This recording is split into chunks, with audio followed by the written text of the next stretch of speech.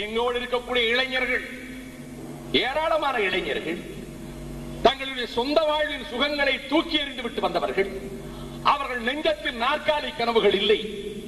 அவர்கள் எண்ணங்களில் சட்டமன்றத்தை பற்றிய பிரமை இல்லை. அவர்கள் உணர்வுகளில் மந்திரிகள் நாற்காலியை பற்றிய கற்பனைகள் இல்லை. அவர்கள் தமிழ், தமிழ் மொழி, தமிழ் இன மேம்பாடு, விடுதலை, மறுமலர்ச்சி, அதற்காக தங்களை ஒப்படைத்துக் கொண்டவர்கள். ஒரு தியாக தணலிலே இருந்து பிறந்திருக்கக்கூடிய இயக்கத்துக்கு தங்களை ஒப்படைத்துக் கொண்டவர்கள்.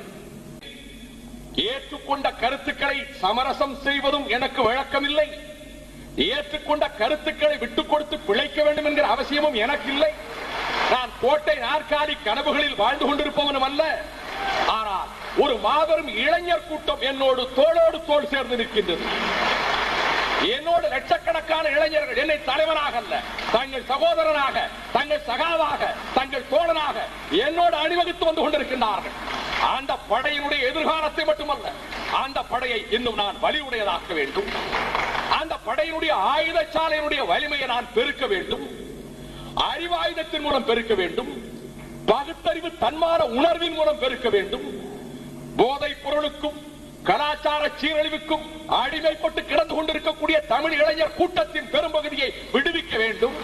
அவர்களை கட்டுப்பாடு உள்ளவர்களாக நான் அழைத்துச் செல்ல வேண்டும்.